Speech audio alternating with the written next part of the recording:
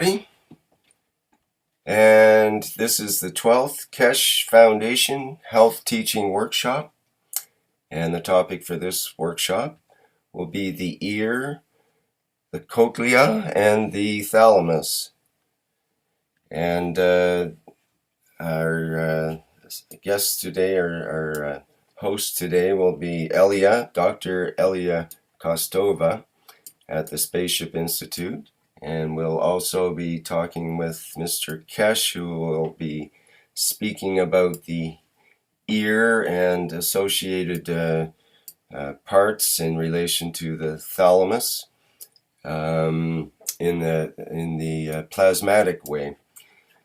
Okay, let's switch over to the Spaceship Institute, and Elia can let us know what she knows about the ear today. Let's lend an ear to Elia.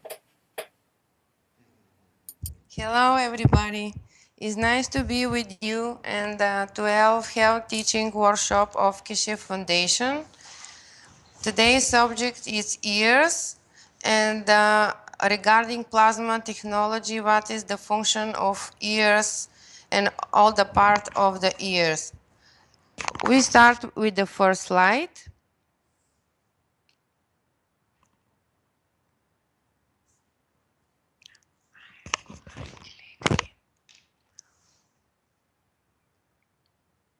We are ready, Rick? Can you hear us? Yes, Elia, it's coming a lot there. It's up Okay. now on live stream. Thank you. First slide, it's here to show you difference in different organs, how we have one shape. The first picture is our ear. In the middle is your kidney. And on the right side, you see the embryo fetus in uterus. So if you remember for the previous workshop, I told you that the shape of kidney is so important for our body.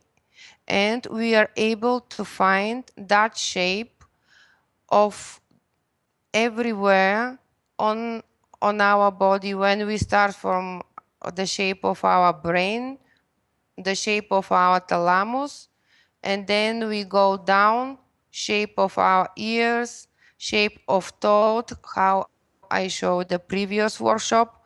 Most of the glands have the same shape. And on that picture, especially my colleagues who is familiar with alternative medicine, they know that in the auriculotherapy, we ever use the shape of embryo to find out the different part of human body and to treat them with different tools. But regarding the plasma technology, like Mr. Kesh said, these shapes give us explanation how the fluids come in and go out from our body, and exactly the concentration of the fluids. Actually, that shape, it's field, how to say, keep the fluids in so harmonical position. So the fluids come in that shape from the middle of the shape, how in kidney, if you see the kidney, this is the middle picture, and in the center of the kidney, you see one wheel, one tube. How the tube come in center of the kidney, that is the enters and exit of the fluids from that shape.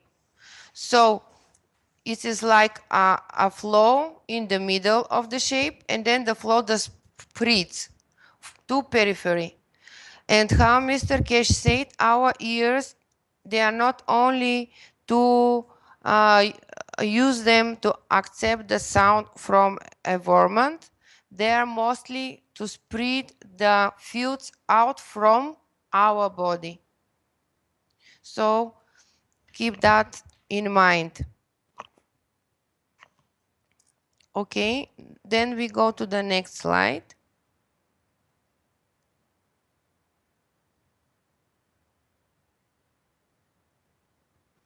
In the next slide, I want to show you different shape of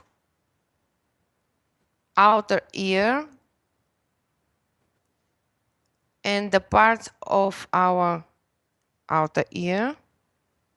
So how I told you the shape is so important, and also the left side of the slide you see different parts of our outer ear. So the helix, it's on top of your ear. This is the name of that part. And then when you go to the bottom of your ear, you find out the name lobe. In the middle, we have a cavum concha where the sounds go in, and from that starts the auricular tube, which is the connection with our middle ear. Actually, our outer ear with that specific shape helps to separate to different fields like a vibrational fields, and organize the sounds like a fields to enter the auditory tube. And also that shape is important to equilibrate the atmospheric pressure with pressure inside of our head and our body. Then I will show you where our ears connect with our nose and our throat. So exactly that shapes, again, I would repeat, helps you to separate different fields like vibrational fields of the sound, because we accept range of sounds like a range of hertz up to 20 hertz, but we accept them and different separation of hertz. So that shape, like you see, we have some kind of holes, we call in Latin fossa. They organize one more low hertz and other part organize more frequent hertz. It is like different kind of flow which go inside of our auditory tube. And also the air, which have atmospheric pressure in our environment in planet Earth, organize the flow of air inside of auditory tube. And then tympanic membrane is like a decoder of the pressure outside and inside of our head. And regarding plasma technology, different kind of shape of our helix and lobe, it's so important of our emotional state, and it's directly connection with our emotional part of brain. Actually, if you make the line in the middle of the enters to auditory tube, and you separate your outer ear to upper part and bottom part, regarding which one part it's more bigger than other one, it give you explanation your behavior belongs more to your emotional part of the brain or you're more physical person. Also regarding how much your outer ear, your helix is close to your skull, it's again regarding your emotional state. That explanation I will leave to Mr. Cage afterwards. Okay, then we go to the next slide.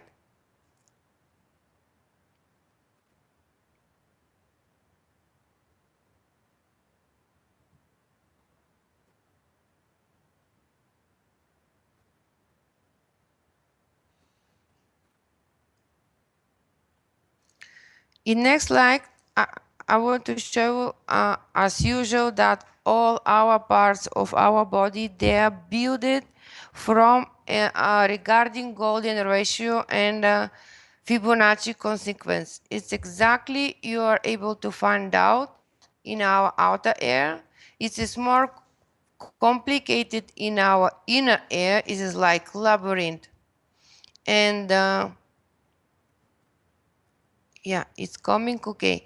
And exactly if you see on the right side and the right picture, you are able to see that repetitive model of golden ratio in our concha. This is our inner ear.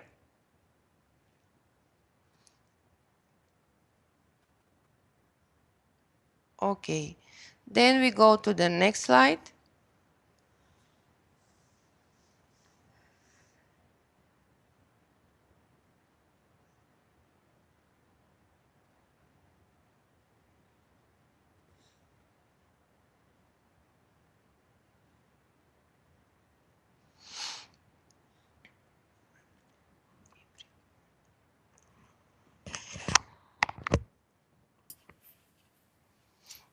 Okay, we have that one up now.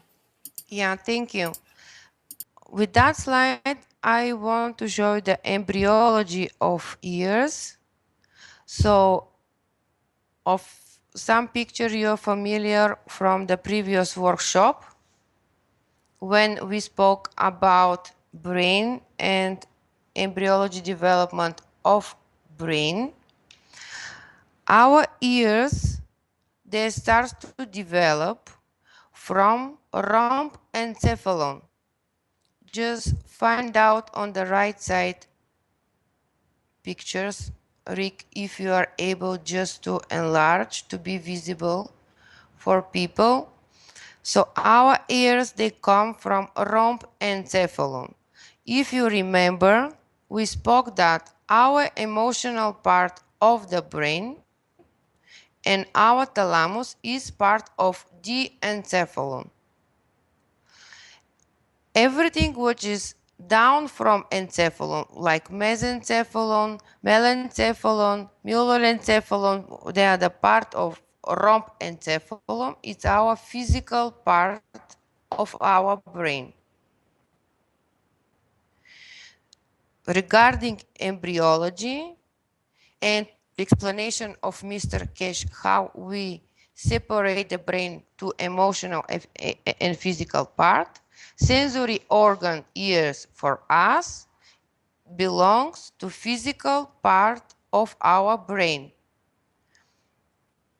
But if you see in the chapter on the right side, we are able to find that thalamus rules optic and auditory neurons. So actually, we have sensor organ who represent our physical part of our brain, but regulation belongs to emotional part of our brain. Actually, we accept the fields from environment. We use mostly for our physical part, but that physical part is under regulation of our emotional part of brain. Okay, so if you remember for previous workshop, I told you that we have entrance in our head. In that entrance, nature placed our receptory organs. So actually our eyes and olfactory bulb, they are like extension, direct extension of our brain, and they belongs to emotional part. Other sensory organs, like our ears, they are more solid organ. They connect with nerves to our brain, but they are not direct extension from our brain, like eyes and olfactory bulb.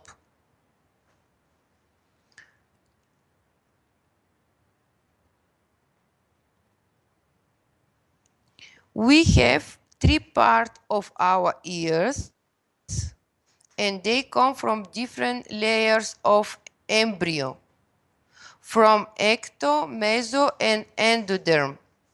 On the left side is picture where you are able to see formation of our inner ear.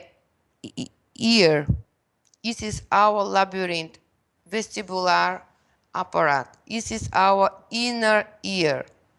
Our inner ear is made in the mesoderm layer from our embryo. So our inner ear is more close, like a plasmatic field, to our brain. Middle ear and outer ear is more close to plasmatic field of our physical part of the brain.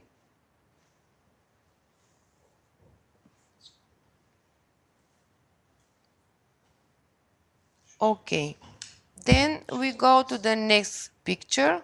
Next slide, please.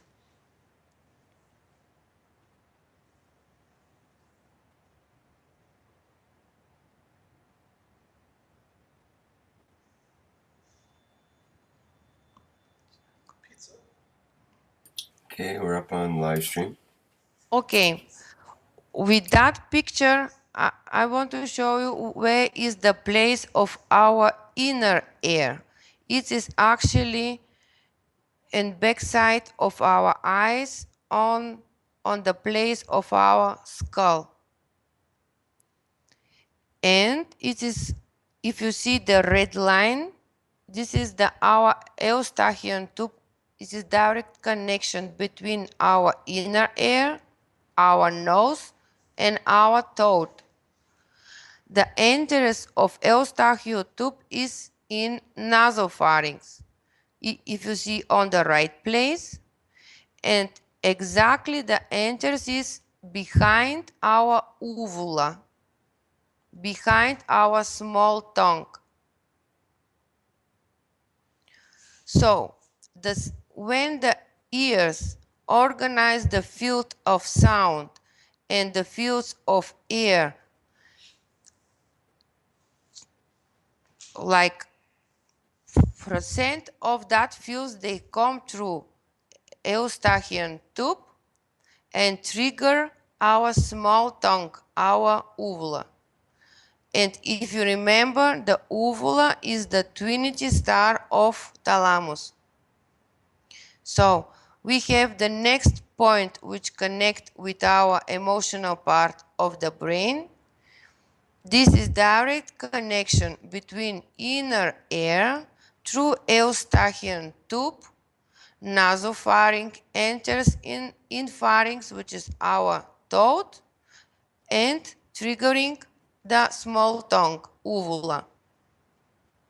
So in that part, physical part of the brain and emotional part of the brain, they exchange the fields. Okay, we go to next slide.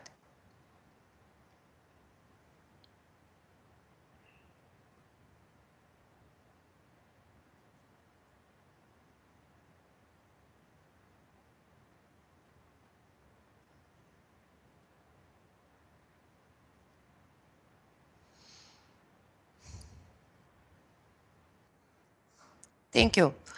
With that slide, it's anatomically picture to see different part of our ears. So we have outer ear, then we have external ear channel, then we reach the tympanic membrane. After tympanic membrane starts our middle ear, and on that place we have different kind of bones. They organize sound, so we accept sound from environment through external channels, go to tympanic membrane.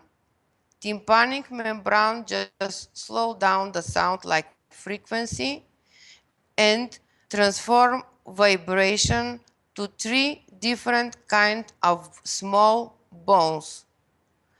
And they organize the sound in fields and gives to the next step. This is our inner ear, is our labyrinth. In our inner ear have two functions, is accept the sound and also for equilibrium of our body in space. It means regarding the function of inner ear, we are able to be standing, walking in planet Earth because of gravitation. Inner ear is directly connected with gravity of our planet.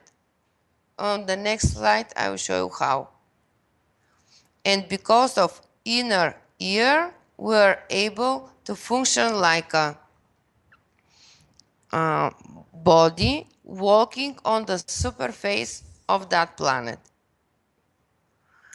On the right side of the same picture, you are able to see the cross section of cochlea. So cochlea have two enters of the sound. You will see on the next slide. But on that picture, you are able to see like two channels. In the middle, we have nervous organization of the hair cells. They accept the sound from these two channels and transform the sound to impulse, electrical impulse to nervous system. And then through the vestibulocochlear nerve, impulse go to the nucleus, close and part of thalamus. Okay, we go to next slide. Just restart.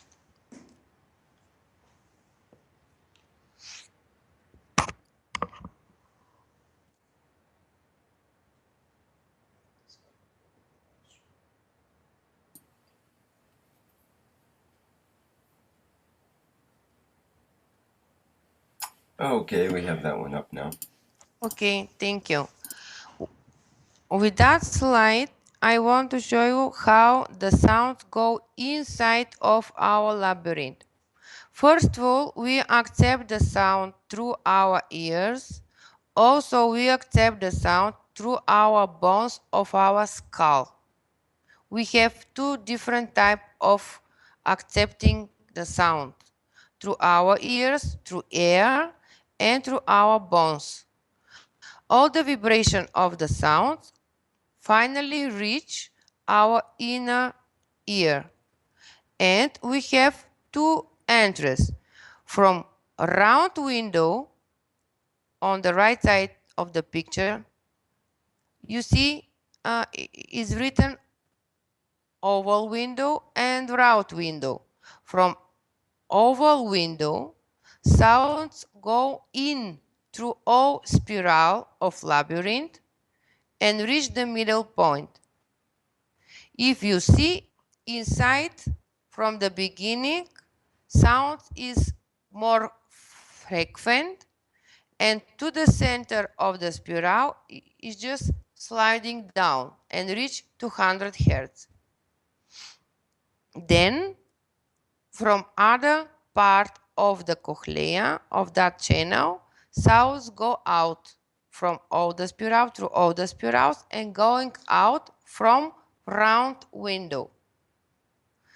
These two channels, they are not contain air, they contain liquid.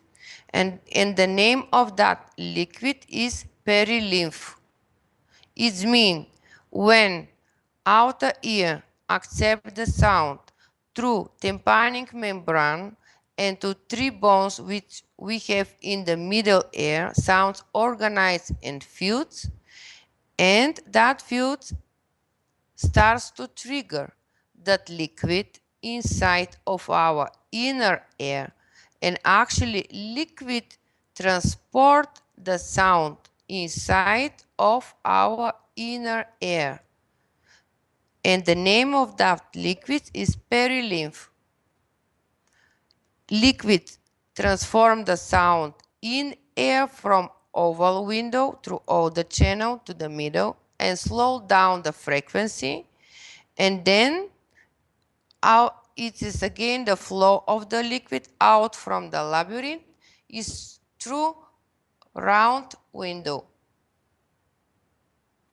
Okay, we go to the next slide.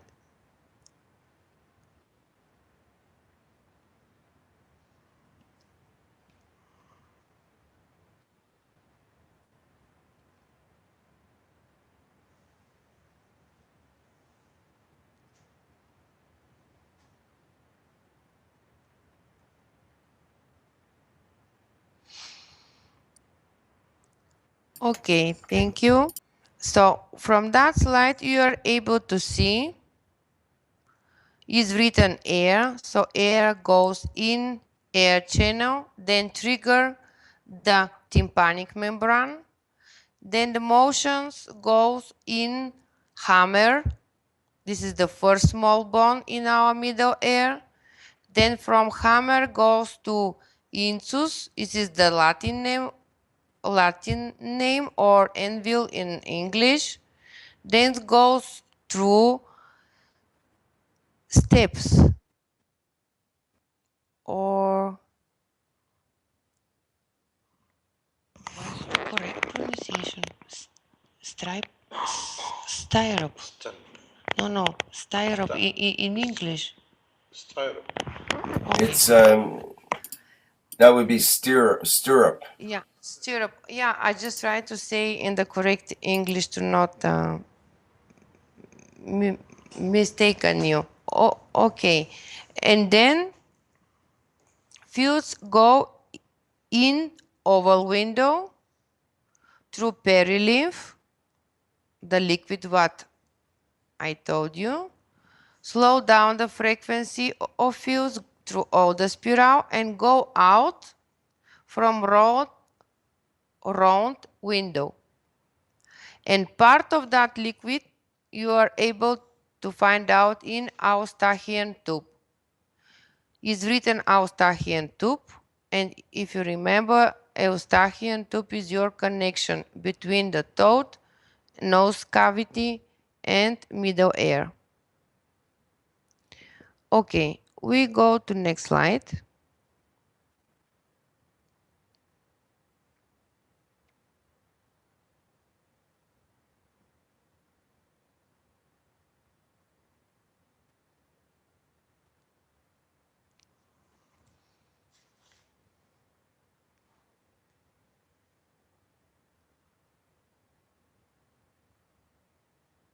Thank you. This is our cochlea, and it is so interesting shape. From the beginning, it's starting like a snail, and then we have 3 channels. These 3 channels in Latin we call semicircular canals, and they are superior, horizontal, and posterior. They have different directions in space because they are organized the proportion of our body and how our body behave in space. Is because of them we are able to walk in the surface of the planet Earth in the way how we do. Inside of these channels, you saw in the previous slide how the sounds go through the perilymph, and also inside of that channels we have small stones. We call them, it is will be more visible for the next slide, but okay. In that we have the small stones. They trigger cells, what we call in English hair cells. These hair cells they have receptors, kinocilium, it's in Latin. This is exactly like a hair. And these small stones, otolith, they're in one liquid like gile. And they move regarding the movement of your head and regarding the gravity of the planet. The receptors of the hair cells accept the mechanical movement of otoliths, this is small stones from calcium. Then they transform that impulse to nerves and give information to our small brain. What is the position of our body? Okay, then we go to next slide.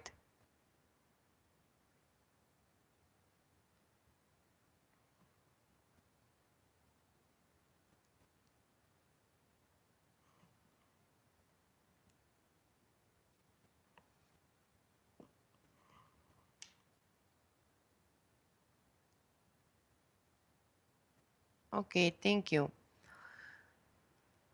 From that slide, you are able to see the same structure, but in cross section.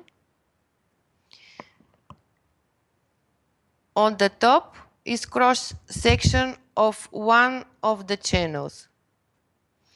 In middle, you see you have two cavities, up and down, and this is actually the place where perilymph goes. In the middle, in between them, you have one small cavity, and there is the liquid endolymph.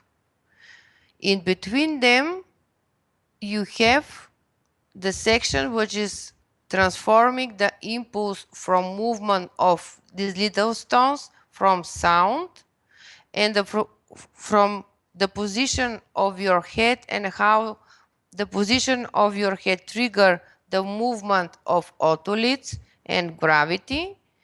And inside it's in one how is it in English, square. It places the nervous system of that part, what we call in Latin organ of Corti. This is the place where hair cells contain, they replace it and they accept all the impulse and transform to nervous impulse. And that nervous impulse through the ganglion go to the nerves and from nerves to different part of our brain regarding it is because of our equilibrium of the space or it is regarding the sound. It goes through thalamus or to the small brain. In the bottom picture, you see organization of the hair cells. So we have outer and inner hair cells regarding which one will receive the impulse first and how they organize impulse to nervous system. This is more medical part. I will not keep you busy with so many terms, just to have a bigger picture of organization of ear. On the right side of the slide, you see organization again of the cross section of cochlea. So you have vestibular canal, tympanic canal. This is the same with perilymph. In the middle, you have cochlear duct, contain the endolymph, and it is nervous organization of organ of Corti. Just remember that shape. In the next slide, you will understand why. Okay, we go to the next slide.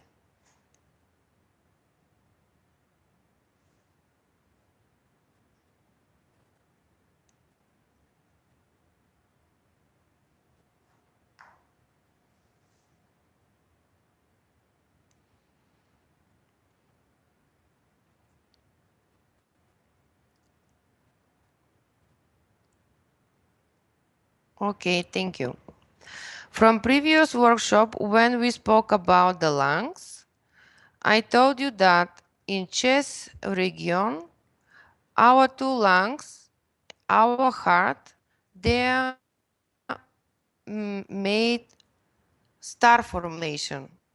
On the bottom of that star formation is our diaphragm, and exactly the measurement in the middle between star formation and cranium cavity, what Mr. Kesh explained, like this is the top reactor, in the middle is our thymus.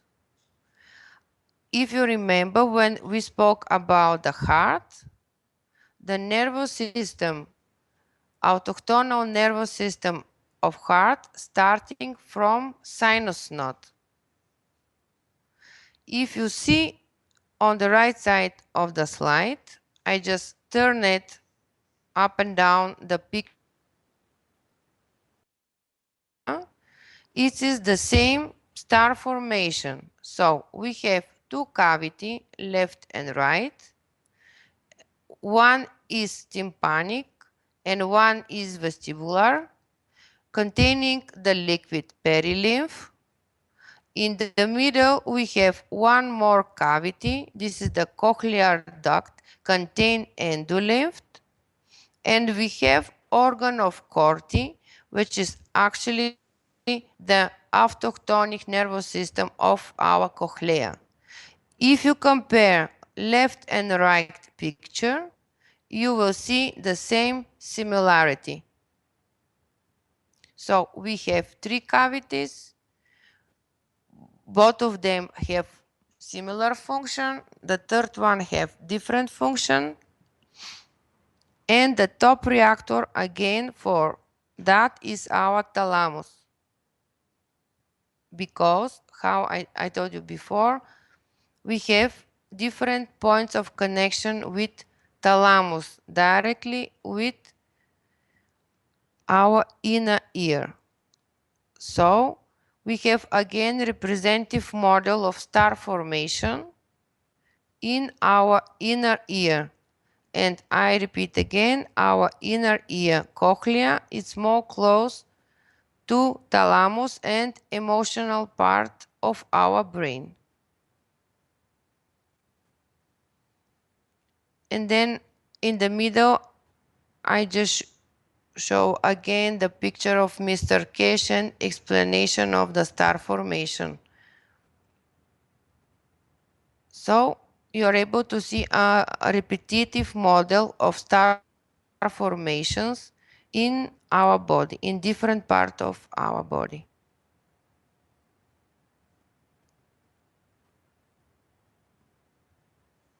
Okay. Then we go to next slide.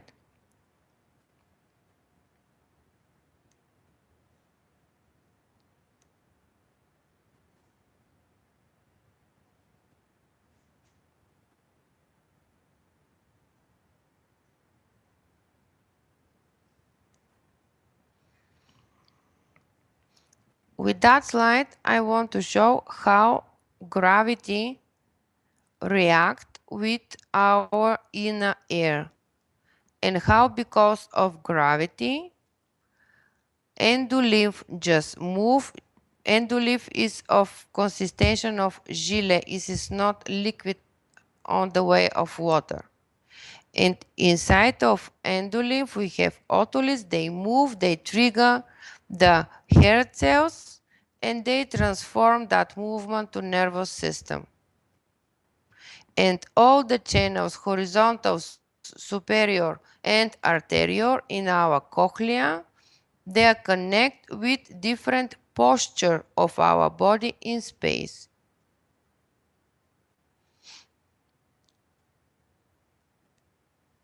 Just to have understanding how our body move. And actually, because of our cochlea, we are able to move and to interact with our body in environment of planet Earth. And again, I say, cochlea is directly connected with gravity.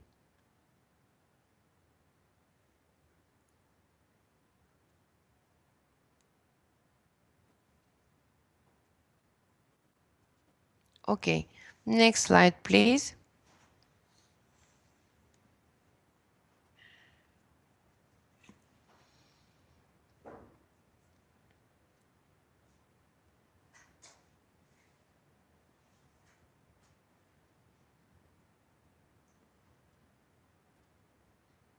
Thank you.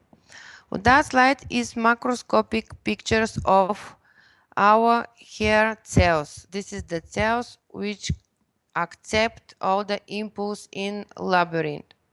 On the left side, you see in orange picture, on the top is the hair cells, then is endolymph. Endolymph accept the movement of sound or because of movement of otoliths in it, transform the impulse to hair cells, and from that part goes through the ganglions to the nervous system.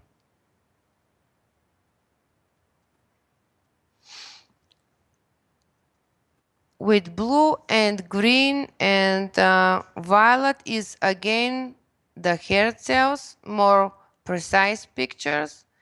And if you remember the microscopic laser pictures from muscles, skeletal muscles, they have the same organization in fibers, and that fibers they are in layers.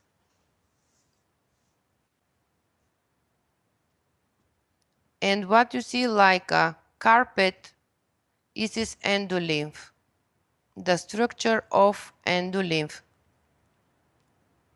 So we have again repetitive model of layering of structure.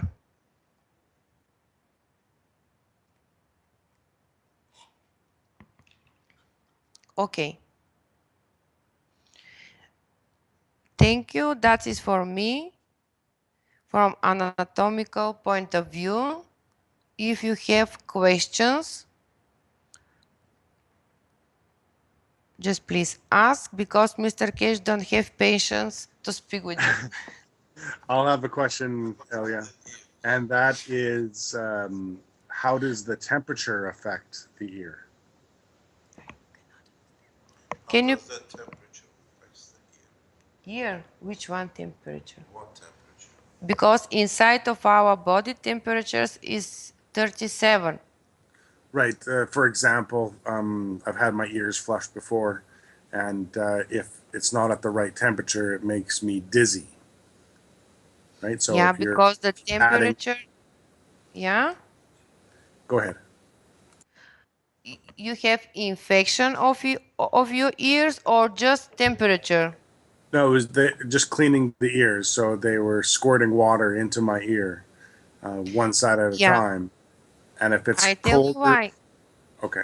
You never do that because in external channel of your ear, which connection between outer ear and middle ear is it is so close to your skin past the nerves vagus.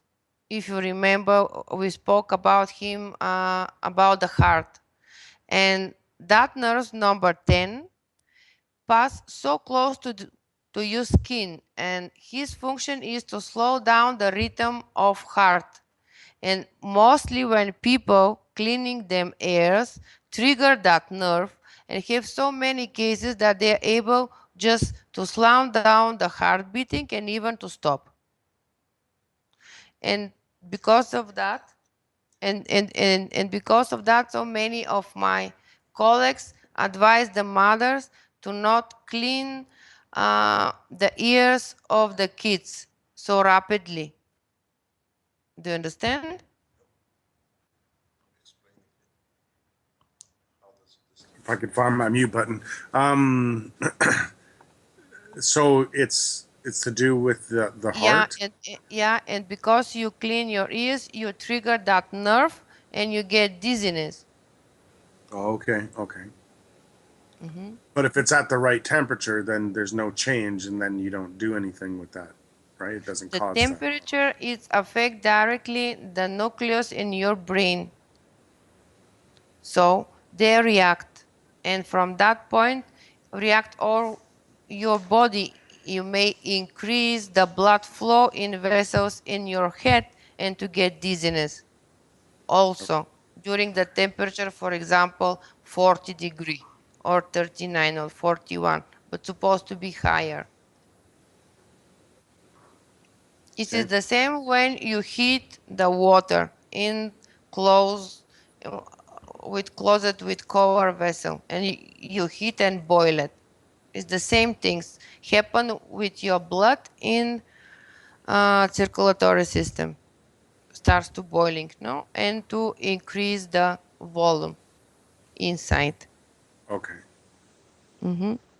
The next question Yep. is, what is the reason the perilymph leaks out of the ear? What is the reason? Yes.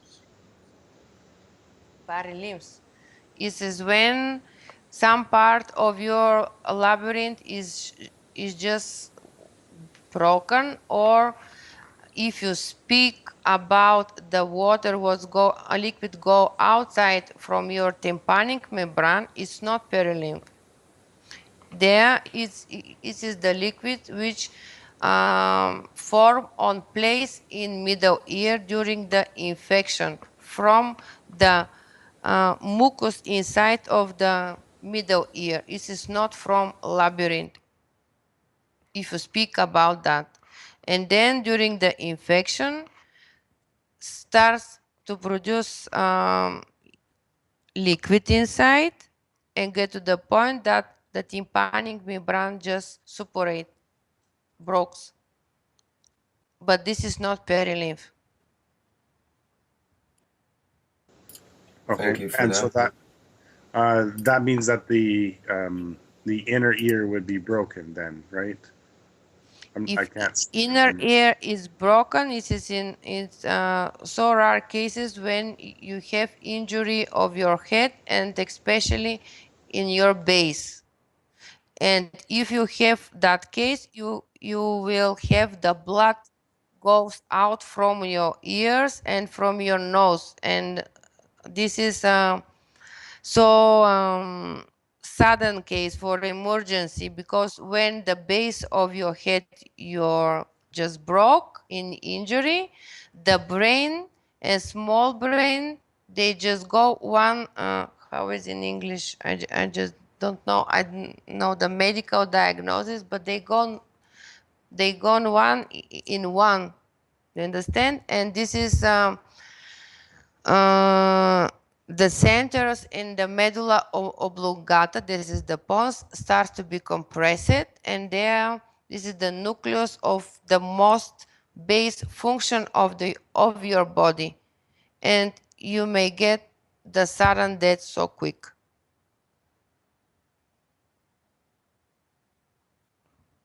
Okay, that doesn't sound too good.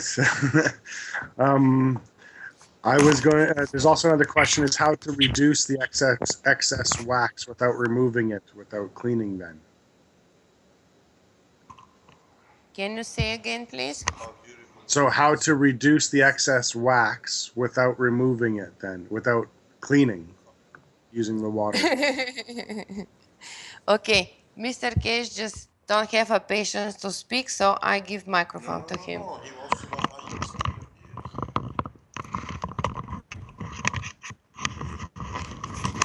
Then it says take it to a car wash. What was that, Mr. Kesh? I didn't catch that. Elias said take it to a car wash. Car wash. Okay. Just leave the windows down and everything works out fine. leave your eyes open. Yeah, no problem.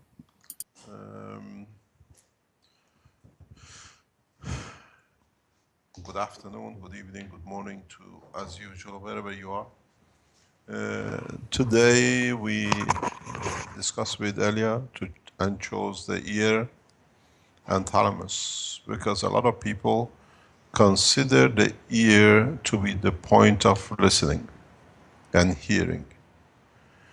In fact, the ear of the man is one of the most active parts of the head or the reception of information and fields from the environment, where when the information or the energy received cannot be, or is not at the level that can be used or utilized by the body, is dissipated backwards out of the body. In a way, your ears, despite the current medical terms, is not the receiver, but actually is a sender of energies and the informations which are not needed, and continuously reaches the skull of the man and the brain itself. One of the reasons that you have such elaborate conditions, and as Dr. Elia explained, goes right to the center, to the inner part of the brain, is to take out and dissipate the information which is not needed. It's a part of the exhaust system for the brain. In so many ways, we always think, just because we are so much attached to physicality, that the ear is to receive everything. But at the same time, our ears are the senders and remover of so much information which is not needed and can be dissipated from the brain area directly. In so many pictures and in so many ways what we see, the brain is the replication of the whole structure of the human body. So when we receive information as sound, we receive information at the same time as energy and the plasmatic fields. We do not hear, or some people can hear, some others cannot hear the same noise. But the noise and the fields and the energy is absorbed continuously by the skull and the brain. And if you put a brain like into a, let's say, a microwave, you put any item and just keep on feeding it with radiation of different types and plasmatic energy of different type, sooner or later it cooks. Unless it has a system built in that can dissipate and remove the excess energy directly from internally out of it, especially from its center. And this job by brain through evolution has been given to the ear. The traffic is two ways, but is more inside out than outside in by the ear. Because the information and the energy in all forms are received by the total area of the skull of the man and directly sent into the center, into the brain structure. And the only way and the only access we have to remove so much energy and so much information is through the ears. And in that process, the brain has made itself a filter system, a cleaning up system of energies. But at the same time, has a reverse work too, which is what is the environment can make at the level can the physical part use for its existence. The ear of the man is not just to hear.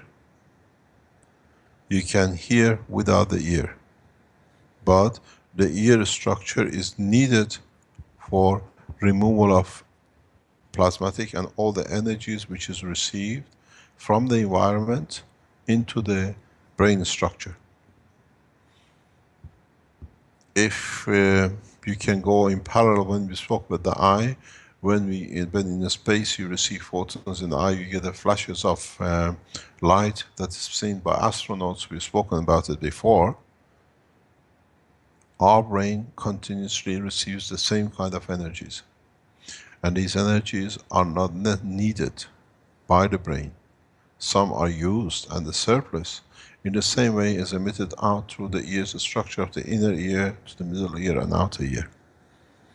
And if the information is not at the level or is at the condition that is needed action of the physicality as the ears cannot hear, but the emotional part of the brain and the physical part of the brain observe and receive the information, the physicality would react to it.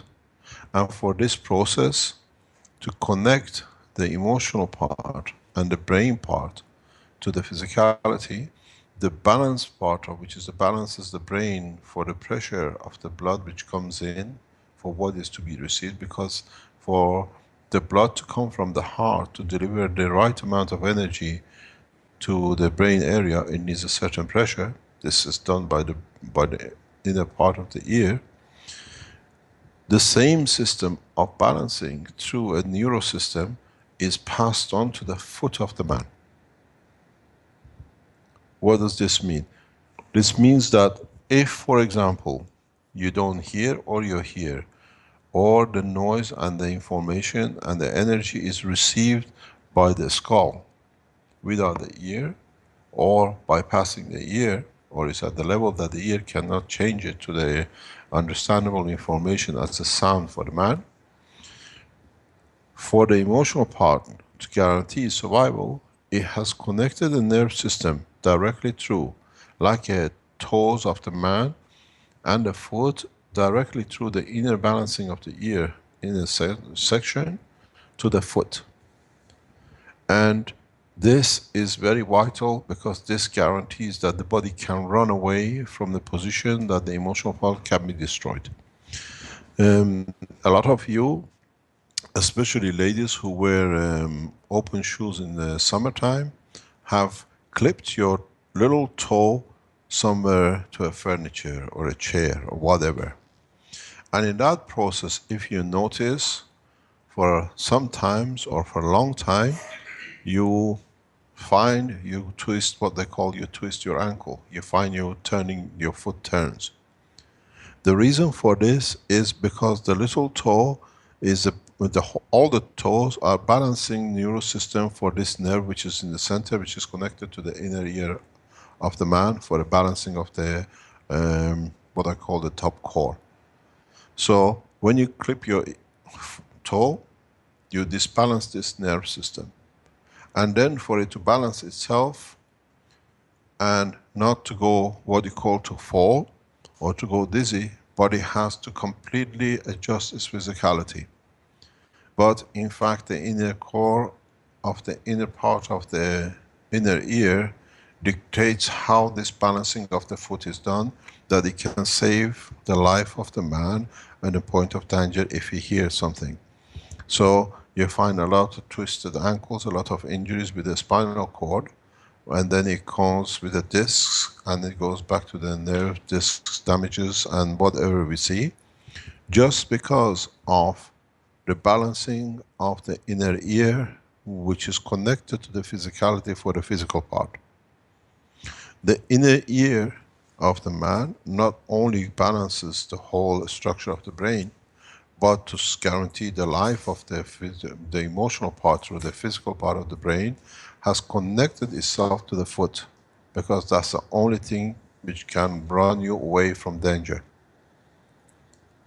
And if you disbalance it, you find all the structures goes.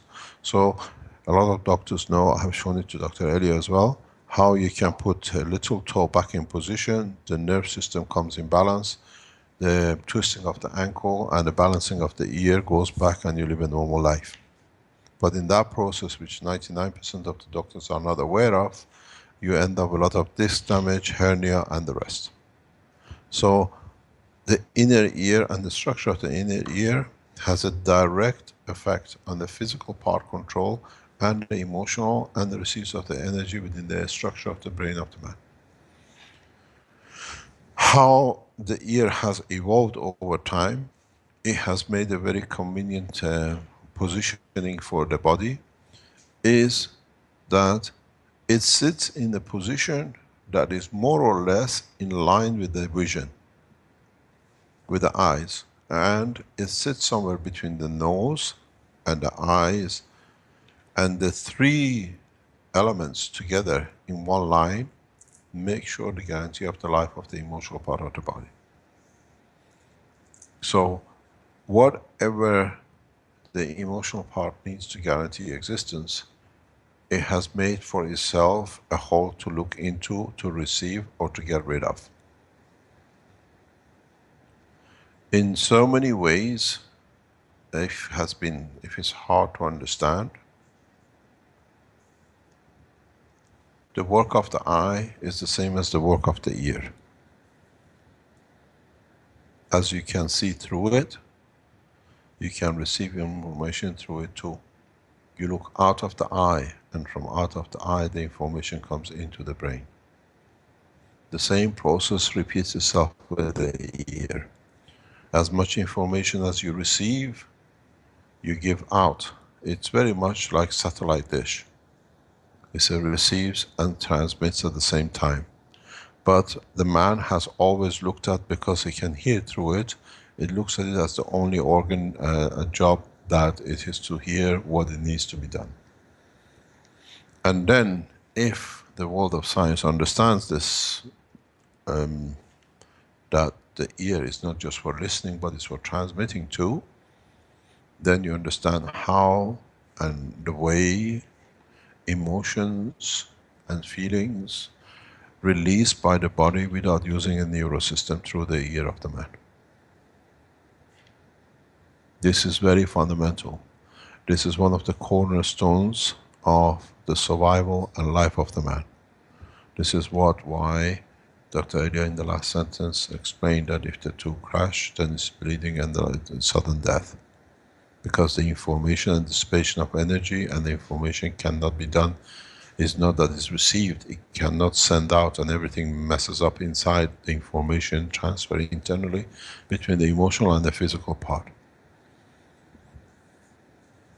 If, as I said before, the information, the strength balance between the physical part and the emotional part is disturbed, that there is no connection, this becomes detachment and the death of the man in the physical form.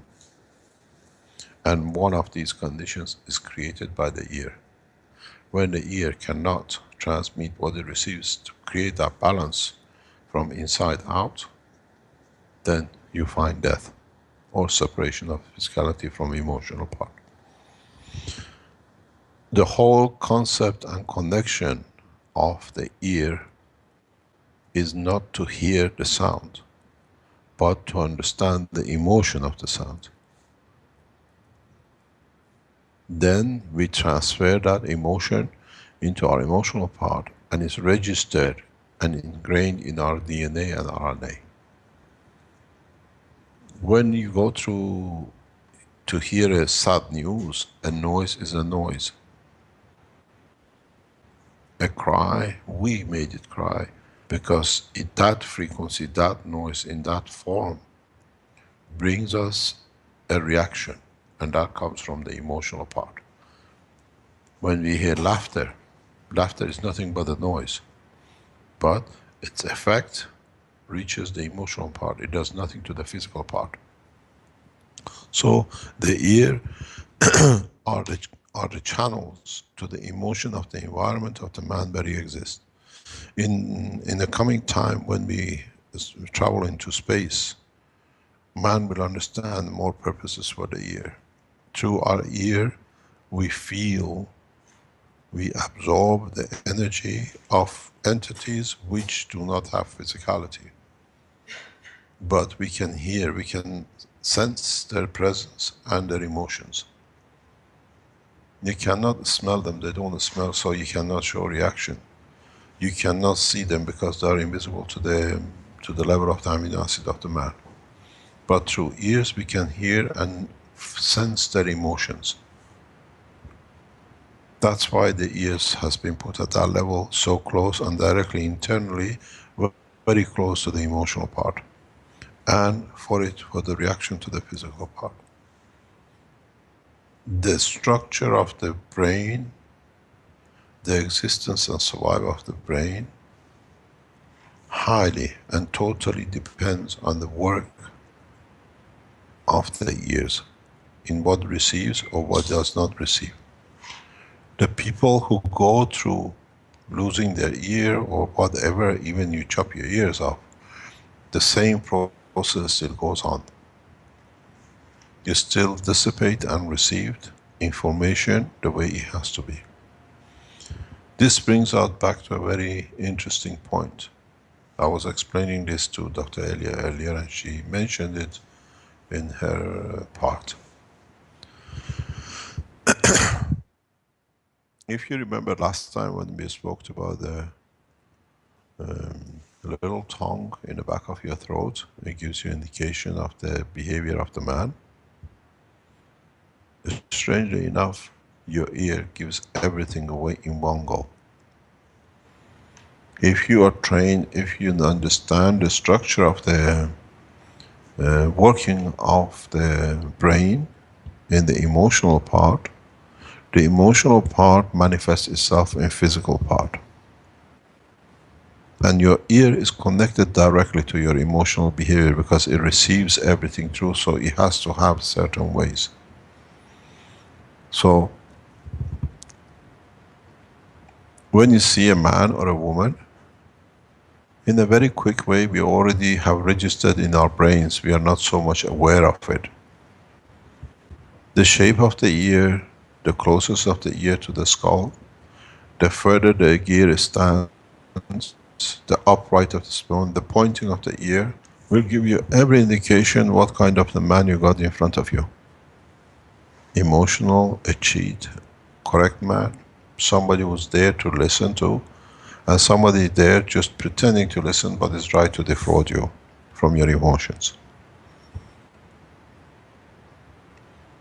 Because the ear is directly connected to the emotional part of the brain in communicating and receiving, it has to mimic its master. Nothing is closer to the emotional presence of man than the ear. So when you see people with any structure, the only thing they cannot hide is their ear. Then when you look, you know what you have in your hand, what you got and what you can expect from the relationship. Be it a business, be it emotional, be it whatever. You find out, go into details, a lot of successful politicians which are very good liars have the same kind of ear because they are emotionless. The seat of power is more important to them than the emotion. Because to them, emotionality is detached from physicality. And this is very important if and when, and the time comes when we say the boat of Noah is ready to go. Because you understand what you have, how you have. There is a lot of research done in this field, but now that we understand emotionally connected with the physicality, this is where it shows itself. Because the ears are an eye into the emotion of the man. This puts a lot of people walking with the hands on the ears from now on. Elia is laughing.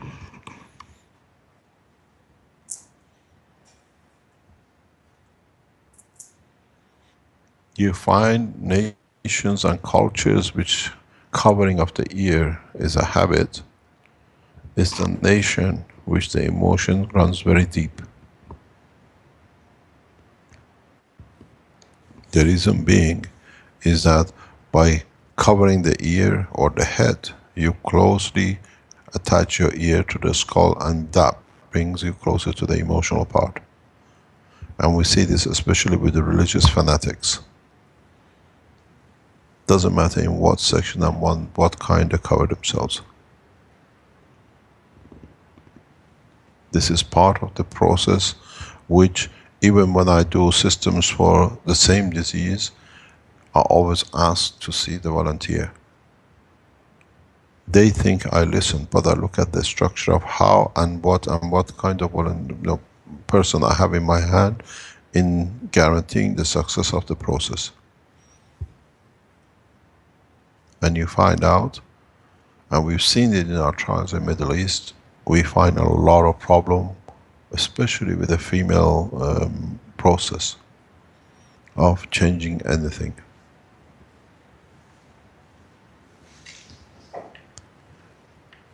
It has a lot to do how we work, how we close, how we behave, is how we position our ears in respect to the structure of our physical body.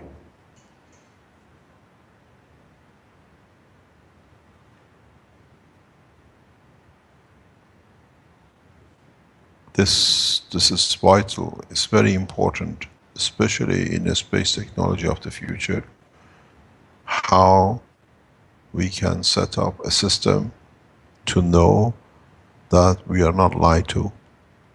Don't forget, go back to the system where I set my volunteers in front of the machine. They hear to instruction, they listen to instruction. And to that instruction, they have to show their behavior of the emotion. So, through the ear, I control the emotion to see what I receive and what is good in my hand.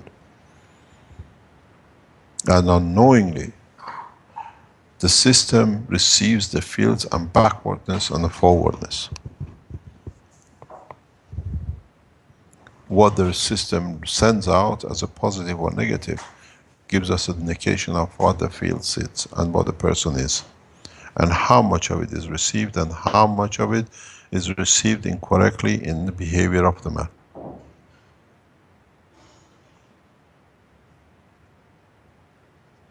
So, one of the structures, one of the main dimensions of the future of the man when you don't have the body, in the physicality of worrying about what's going to happen, the position of the ear in the head, the shape of the ear in the head, on the head, the way it is, what I call position in the angle to the closeness to the skull, gives a lot of information.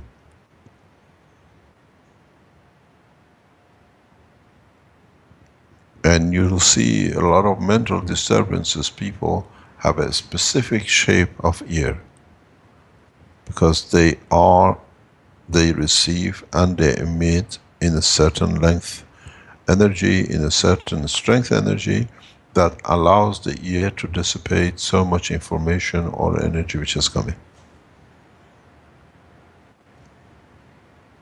So, in fact, an eye to the soul of the man is through his ears, if the man understands the truth about the sound which he receives, even though invisible and undetectable.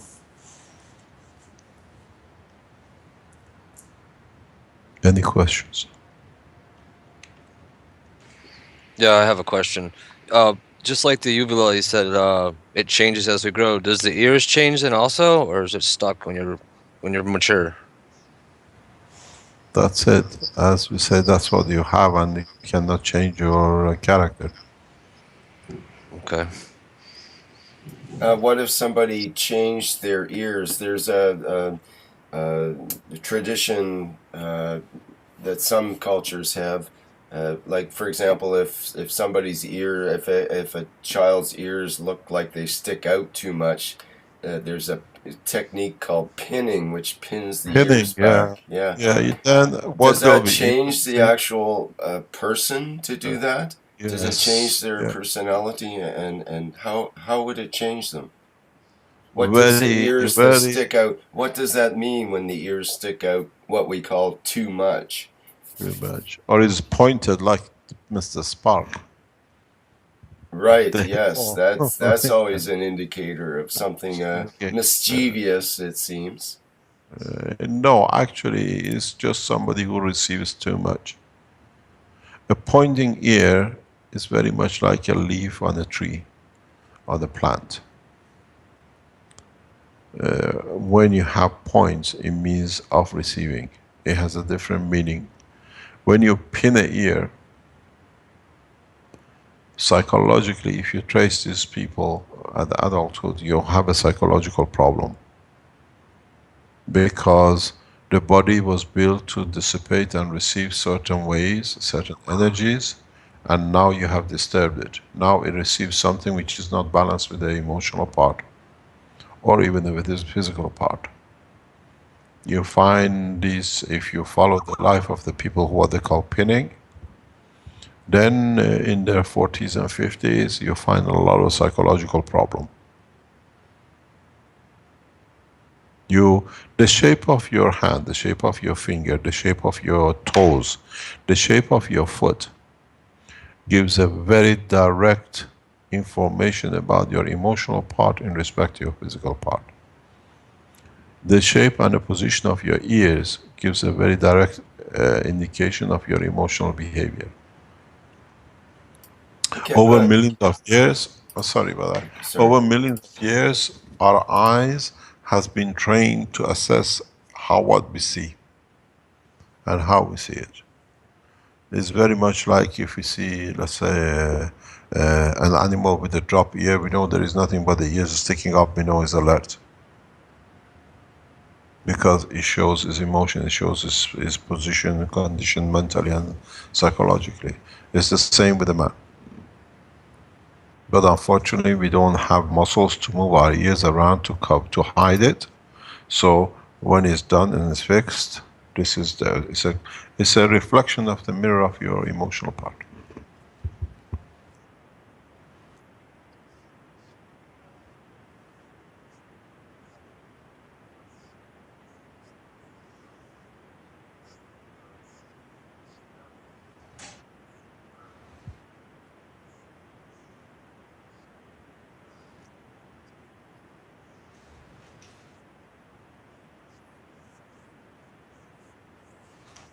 Didn't have my mic. Sorry, I didn't have my microphone on in live stream. I'll have to repeat that strange thing. There was a news item that I just happened to come across yesterday, and it was about a person who was arrested for licking someone's foot and then stealing their shoe. And then, in light of the information that's come out today from Mr. Kesh and from Elia with this relationship between the feet and the inner ear and the emotional part of the brain, how would you explain this kind of behavior, which we call, odd, but it's not that odd in terms of the foot fetish kind of thing is, fairly common as far as fetishes go, apparently. Can you explain some of that, Mr. Kesh?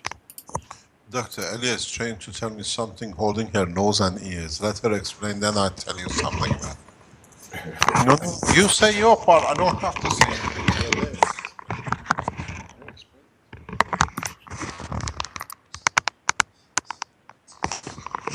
I just asked Mr. Kesh to explain what is the relation between ears and nose and the position between the ears and nose, and if the enters of the ears, what we call in the middle hole, what you have, and the tip of the nose, how that line which the cross two enters of the ears and tip of the nose related with emotional part of the brain. Just 1 second.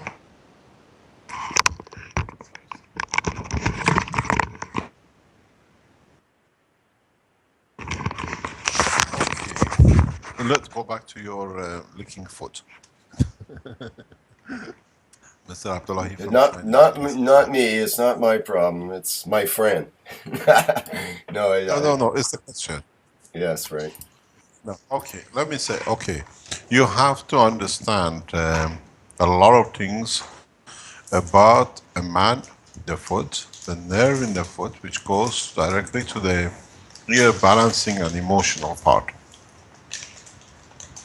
One of these gestures, you call it somebody licking somebody's foot, comes why the Pope has to wash the feet of men, or recently women and children.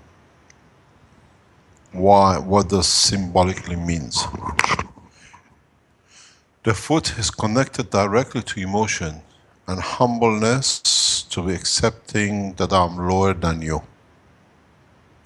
But what is important is is, if you notice, which is a very common practice if you are lovers, that men or women play or rub or whatever with each other's foot. We under the table tap each other and play with the toes when you're in love with your partner. Because through it, we reflect our emotion through physicality to the emotional part through the new nerve system. Because we find balance. If you look at people like, which is fashionable now to wash the feet of 40 people by Pope, you have to look at the physical posture and how and the way it's done. It's not done with sincerity, it's done because I have to. It's very much like I explained yesterday, the posture between the Iranian minister and the American and the European minister sitting down. Position of comfort. When you lick somebody's foot and steal the shoe, the reason you stole the shoe because the odor, the smell, the taste, and what you gave to the foot or you licked from the foot is carried in the shoe. So instead of you can't carry the person, you carry the shoe, so you got what you wanted. It's not that they stole the shoe. The shoe carries that sense which at the point of licking it, the odor comes, registers a comfort zone in the brain, and so I can't take the body because body is snatching, so I can steal the shoe but carry the same odor, that it gives the same emotion. The neurosystem, especially the central nerve, which goes right across the center of the foot, carries every information you want to carry for the emotional part of the body of the man. And it's never been understood. I teach this quite a lot to doctors and physiotherapists which I work with. You want to put man's physical part out of pain or spinal damage or uncomfort in the pain as a hernia or whatever, or a back problem, correct the 5 toes position. It's a specific way to be done. I always teach it. And you put a foot and an ankle in position, the nerve goes back in its original line of forces. It's a pressure, magnetic, gravitational field force line. And then with it, it corrects the rest of the upwardsing of the spinal cords, the spinal structure to the neck and to the brain, because it releases the pain, it gives a comfort, release. Emotionally, you're not at pain. Then you find the physicality corrects itself. As I said when I teach this to the physiotherapists, none of them would like to use it. Because when you put it right, you don't go back in. Half of the disc problems is sorted. So, as you don't go back in, he hasn't got the income. He makes money as long as you're in pain. And if he takes you out of it, you're not going back. The emotional nerve, or what I call the balance nerve in the center of the foot, is, when it's disturbed, is a cause of some 80% of the back problem, disc compressions and the rest of it. Because when it's disbalanced, physically you're disbalanced, then emotionally disbalances you, then the brain has continuously to produce information to keep a balance. And then so the energy goes and the rest of the damage which you see. In fact, what it is when this nerve is disturbed in the foot, it has a very specific structure, this nerve. If you look at your 2 halves of the brain, the left side is responsible for the right side. The inner part of your brain is upper leg. The top of your brain in the center to the side of the ear is your lower leg.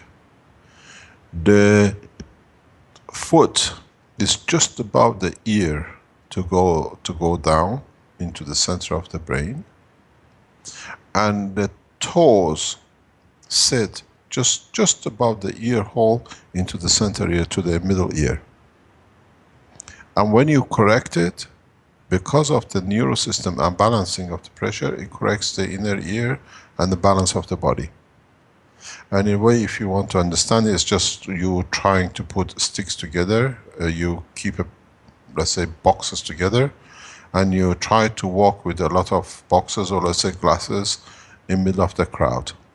You find that you have to juggle that the top glass doesn't drop down.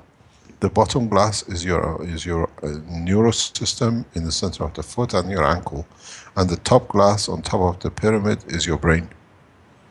You juggle, you move left and right to the left and right, and this is what happens to your spine. And you literally crush your spine to pieces, and you have a disc damage and the rest. When we go visual correct, we can show. I show you how you can use your wife, your husband, or whatever to correct this, and you find out 80% of the back damages, spinal cord damages, discs and hernias and sciatic nerves, literally within 48 hours disappears. And then you have to repair the disc damage, which is very easy to, and that's why we are well known for our work, because we understand the connection between this nerve, which is what I call a balancing nerve, and the inner ear. You have to do it in a specific way to be able to release it. Next question.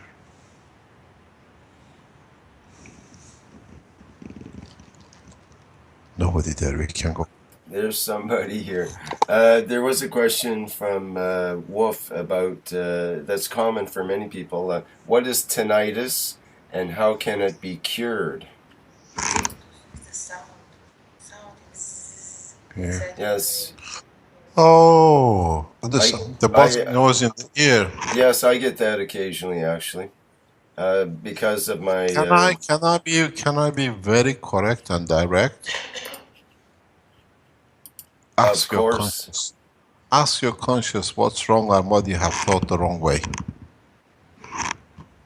Well, for me, it's being in an environment that is way too loud, and I needed to remove myself from those overly loud environments, which create a resonance that lasts for days, basically, from exposures. So I realized I have to stop doing that. Just stop it, as it said. Interesting enough, a lot of it. Now, this technology, exactly what you talk, but in a very subtle way, is used by security services to intrude and control people through new flat screen televisions. What you're talking about, what the question was asked, is a lot of the new flat television screens, which are heavily marketed, are used specifically to create sub-noise level to control. A lot of people, I'll put some links on this, you can read it.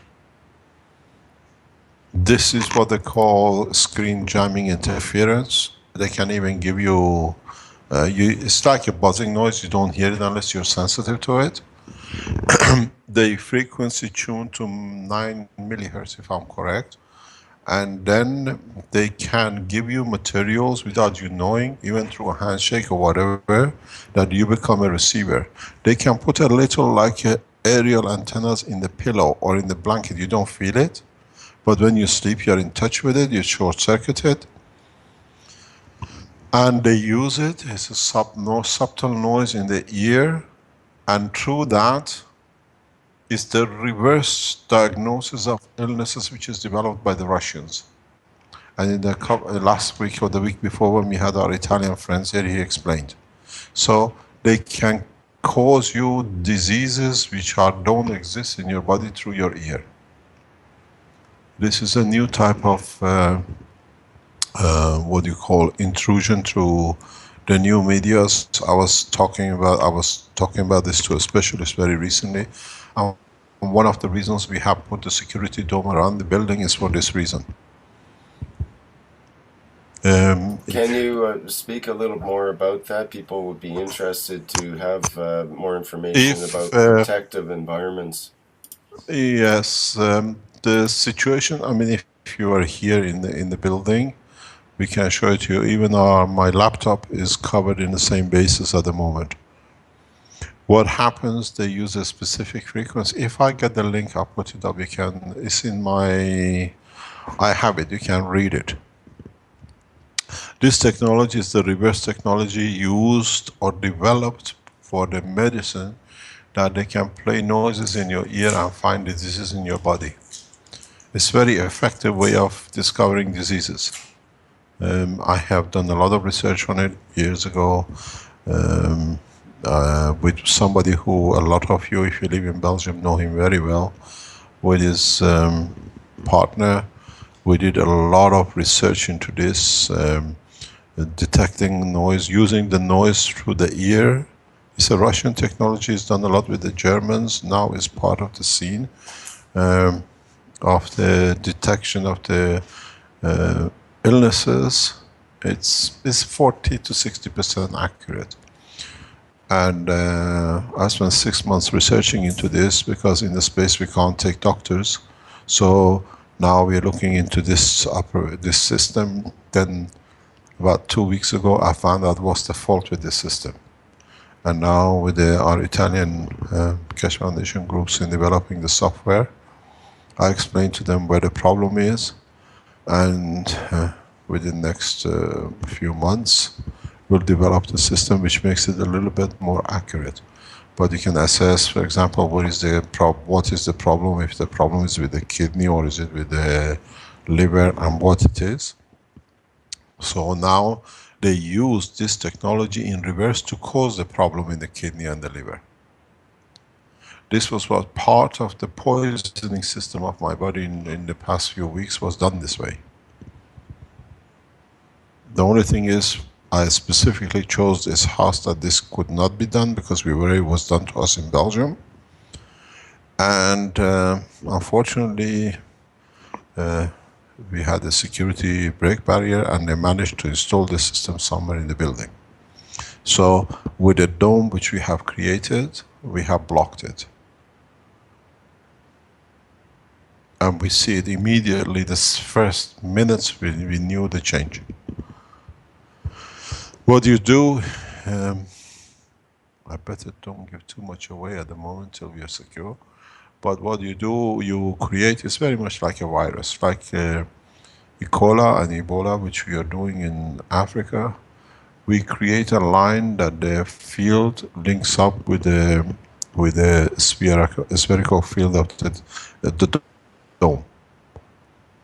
Doesn't matter, you can put a system next to the ear of the person you want to damage, but automatically links up to the system. At the moment we have a 50 to 100 meter cover in buildings, and now the White House has come on the cover in past few days too. So what they do, they send you a frequency specific. This is highly developed by IMAC of Belgium. We are aware from what's happening and how it comes. Sooner or later it'll come up. It's the new type of warfare. If you go back, part Mr. of Keshe, it. To be clear, when you said White House, you mean the White House that you're living in, not the White House. No. Okay. We have a White House and a Yellow House in the foundation. Right. Just wanted to make sure that was clear when they transcribe this conversation. Yeah. As you know, we invited the man of the White House to our White House. We're still waiting for a response. But the position is that it is how they use the technology and how it's used. I was telling Caroline a few days ago, I'm going to go and start looking for do you remember those black and white tube televisions? The valve ones? Those they cannot interfere with. You're safe. But part of this electronic build-up of the flat screen has allowed a huge intrusion that I explained to you a trial which is going with some services.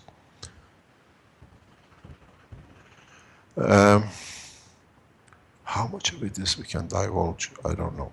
Let me tell you this way. You know, the hospitals have a budget.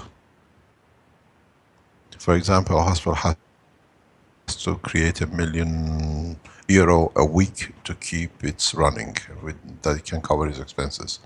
So when you go to the hospital, even if it's nothing wrong with you, you have to have an operation, because your operation brings 20,000, which pays part of that from the insurance company for running of the hospital. That's why a lot of operations nowadays are false operations. And I know directors of hospitals who have resigned because they can't stand this cheat. Now, some trial has been done where, for example, in this area, they decide to increase the kidney diseases that the hospital can do research on the kidney. So through screens, flat screens, they create a condition that a lot of people in different areas within a certain zone will have certain diseases that they can do the research, or they can generate money for the hospital. It's gone to the extreme, this process. Now we have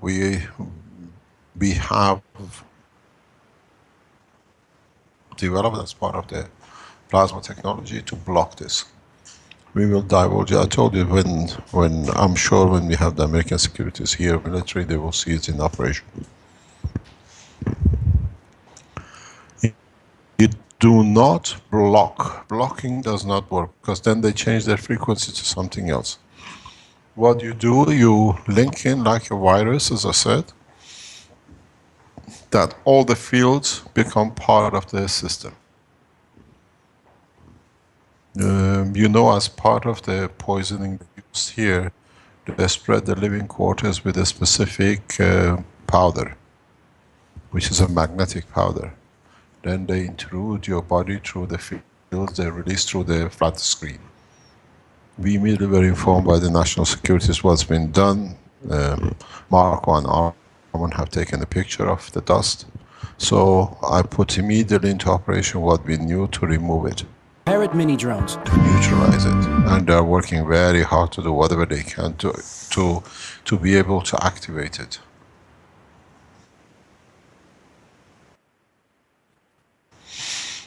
It's a greenish dust particle, is a magnetic, metallic, and it's very much like a phosphor. And as it comes in touch with your skin, it gets like sinks into, it's so talkish that it sinks your skin. And then they saturate the environment with the frequencies from the flat screen. So, as I said, you receive all the noise and everything through your ear. They literally cook your brain. And we noticed this was done through our even laptops and iPads. So we have covered screen, everything has been covered totally. People may not believe that the computer screens can do that sort of thing, and both the screen and the audio can both be used, because I played actually played my computer screen. I'm showing it on the live stream there now. I've got a video I made a few years ago of actually touching the screen and altering the sound in a crystal radio by touching the screen. And different colors that come up on the screen emit different frequencies.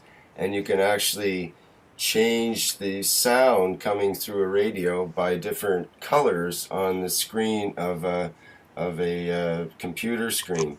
So it's pretty clear to me from previous experiments that could easily be used against someone if they were someone that was trying to combine frequencies or colors or sounds all in certain ways to activate some kind of strange powder that might be dispersed in the environment, or some other two-part component that would get mixed together. So some sort of development that could protect against that would definitely be helpful for people that see that feel that they're targeted. At least some people feel that they're targeted that way. There's quite a lot of people feel that way.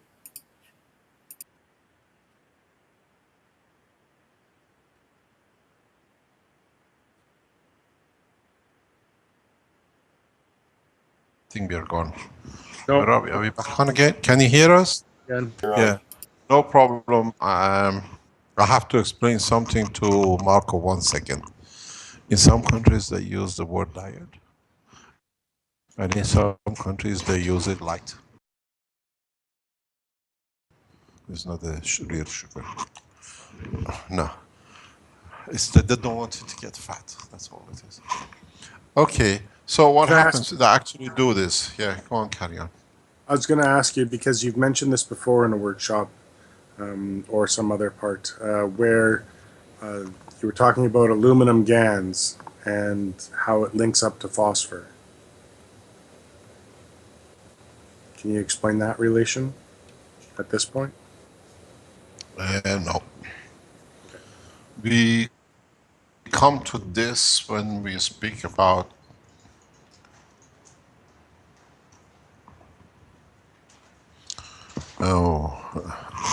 just 1 second. Topoli is there, he can't go down. Sir, I didn't want to make your life miserable. No. Just our mascot has walked up with Armin, and he sits there for hours. We have a little dog called Topoli, who's a mascot of the foundation. He goes everywhere. Now we moved to a different building. He's with us. No, what happens is that when we come to the setting up of the system in respect to the existence of the man with the DNA and RNA, with a phosphor chain, it creates a specific gravitational magnetic field. It's the fingerprint of the human race.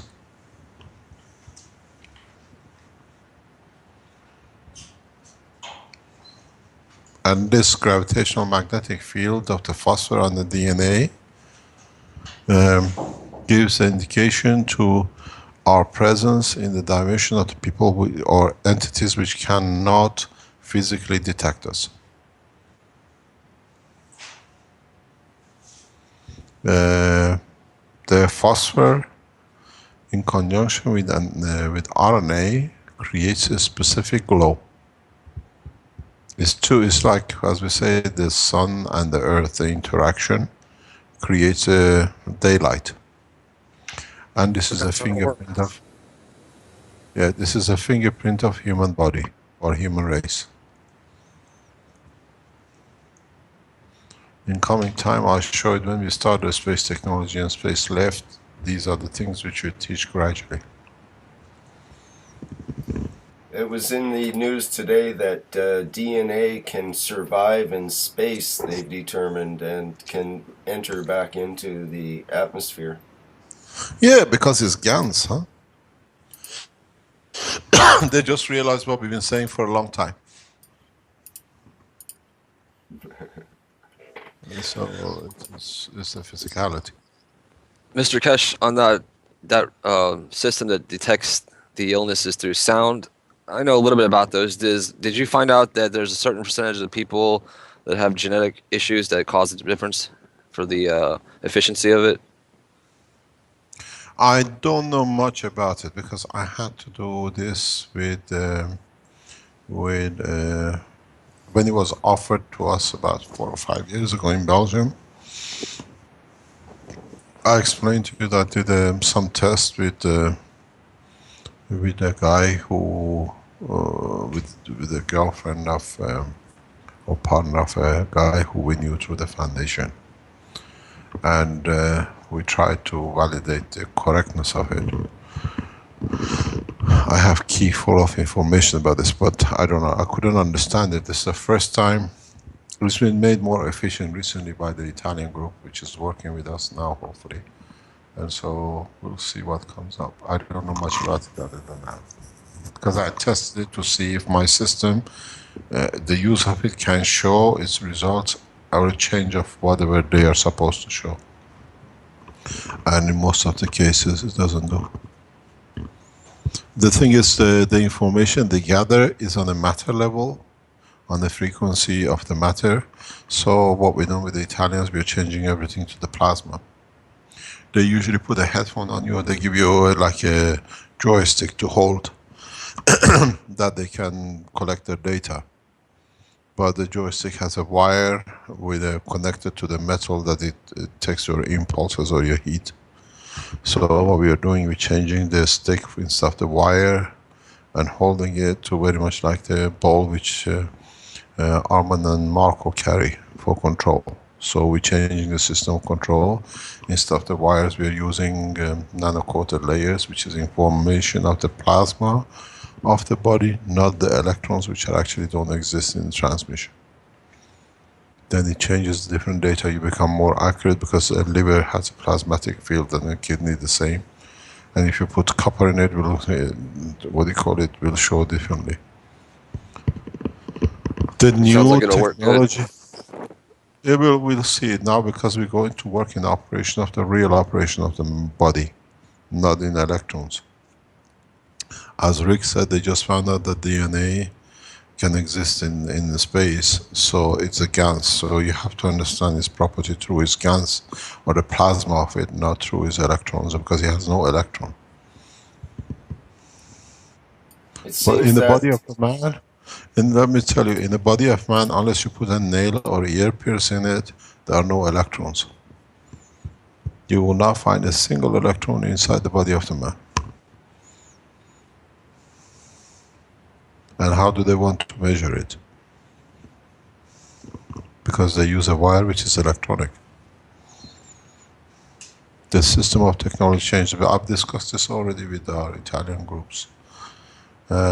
You'll find us will have a very close collaboration with the Italians and hopefully with the Iranian scientists in the plasma technology for development of these new systems. Our collaboration with Iran will start openly, very rapidly in the coming time, and especially hopefully with the collaboration with the Americans and the Italians.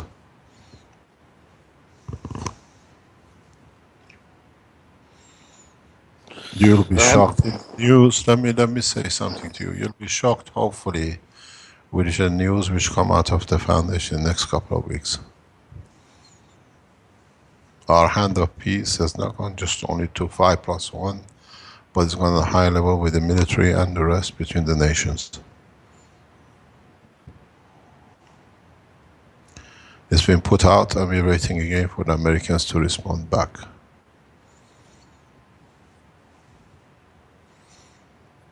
Next question. Yeah, I had one about the ear. Now you said it can, it releases and sends out the information.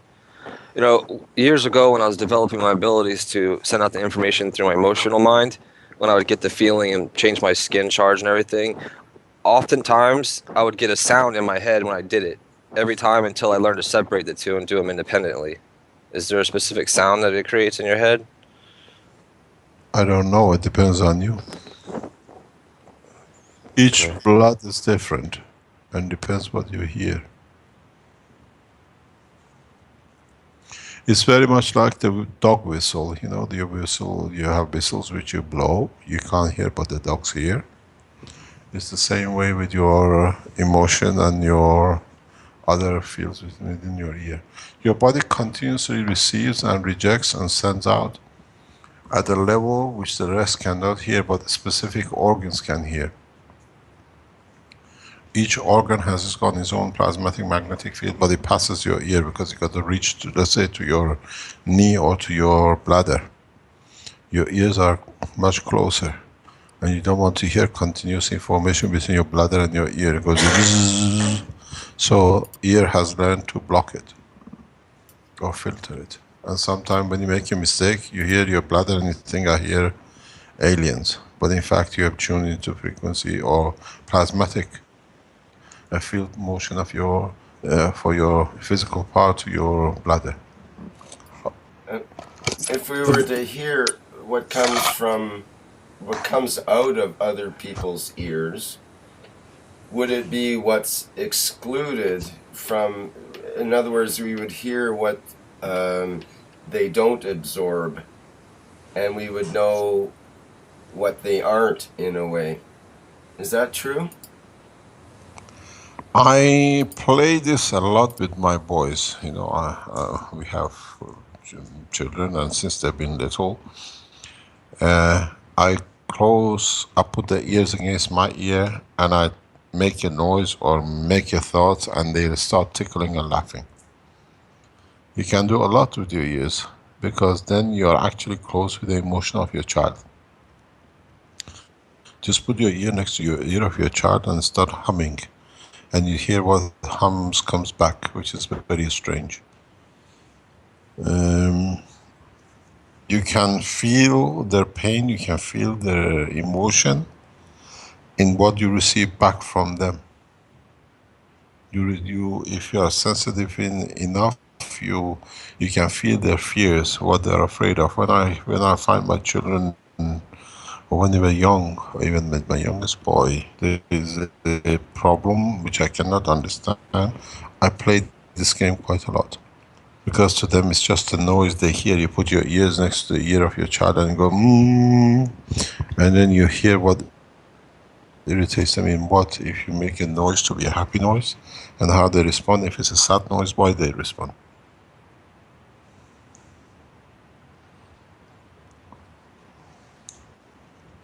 And because they give their emotions back to you, they release themselves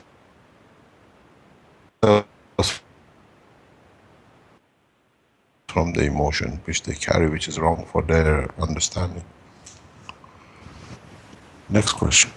So, but that also means that when we're releasing that information, that it's in the plasmatic state, and this is why when you could be on either side of the planet, you could still hear that person. Most probably. Because there's no air, it's not an air resistance. So we think of sound as, the waveform in the air, but the plasmatic sound is, it can go forever. That's right. Some say that sound can travel through the entire universe. When you say something, it actually travels through the universes. And we can sort of look at it that way, not as a sound wave, but as a plasmatic energy. Yeah, plasmatic energy. How about a plasmatic energy, or the energies that you release? So that's part of the instant communication concept, Mr. Kesh? Emotional communication and physical. Have you ever eavesdropped, putting your ear to a door, listening what's happening inside the door or inside the room, and the only thing you hear is bzzz, and you think you're hearing things, is actually is your own, the motion of the blood in your own ear, and you're hearing yourself that you're doing something wrong? Then you can teach yourself, if you push your ear a bit too hard against your skull, or just put a very soft ear, you hear different noises.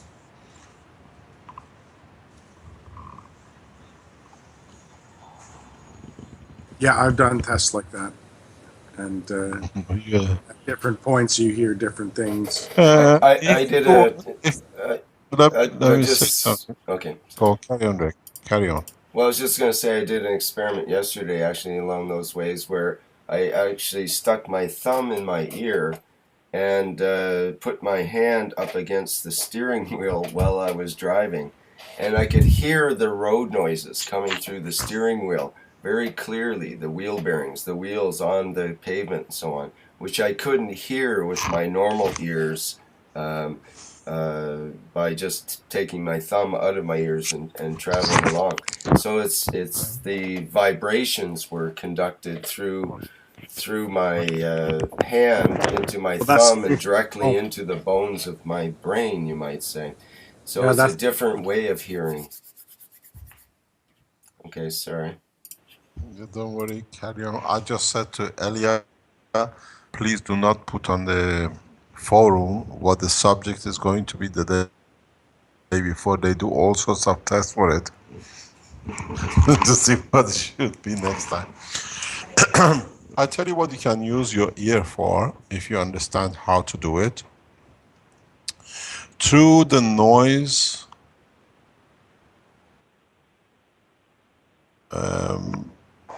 put through the ears, logical balance and the direction and the way the brain operates with any man or of yourself. If you get a stereo system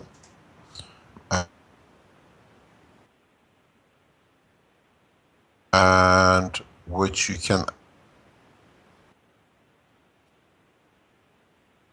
We're just getting some sound breakup, Mr. Kesh. Can you hear us? We missed a couple of words there.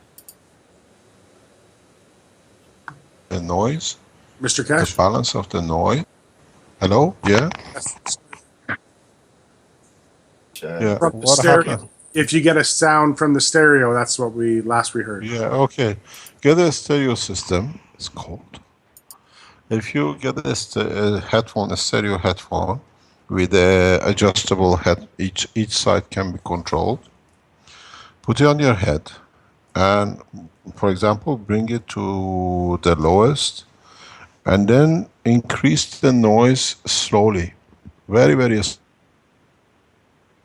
slowly. You hear the noise through your ear.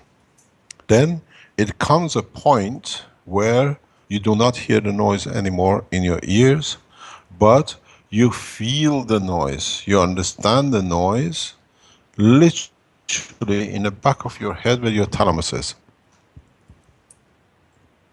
In a way, you find out your ears are useless, that nothing goes through the ear. But you hear the music, it stimulates the back of the thalamus, and it balances your physicality. And you take the head at where the indicate. If one is a bit louder than the other one, and this is what it was originally, a stereo sound was built for. But they never understood how to use it for understanding the correctness or the balance between the emotional and physical part. Then you see when you pass the physicality of the ear into the sound level, which exactly is the way I said you absorb a lot of fields from the environment. And then if you pass a point, you start hearing or vibration of the noise in the tip of your ears outside. This is what comes out. Then it tells you if you are mentally stable or physically stable, and how is connection between the two. If you can find, these stereo system headphones are not easy to find usually, but if you find it, then you can find the structure of the brain, of your own brain in a way, how connected you are with physicality and to the emotion side. Because if you put for example,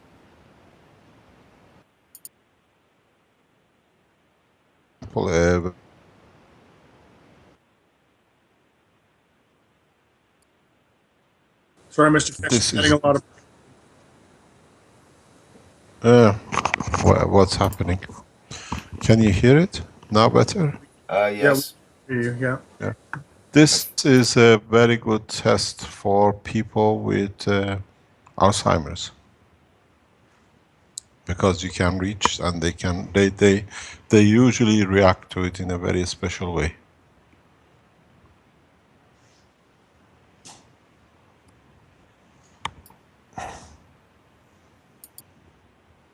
Any other question?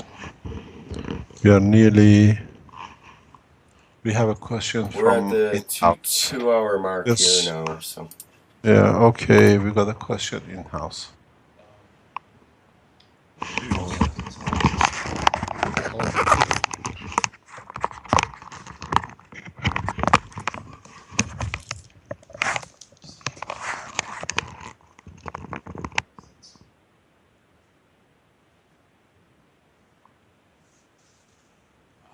Yeah, Mr. Kesh.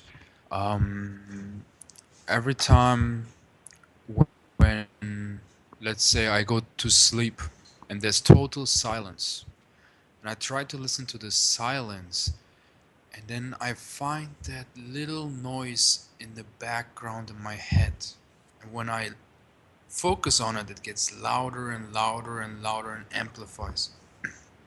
But I can still hear the smallest things, but the noise is in the head. So what is that? The blood pressure. It's a very loud noise. Yeah. Okay.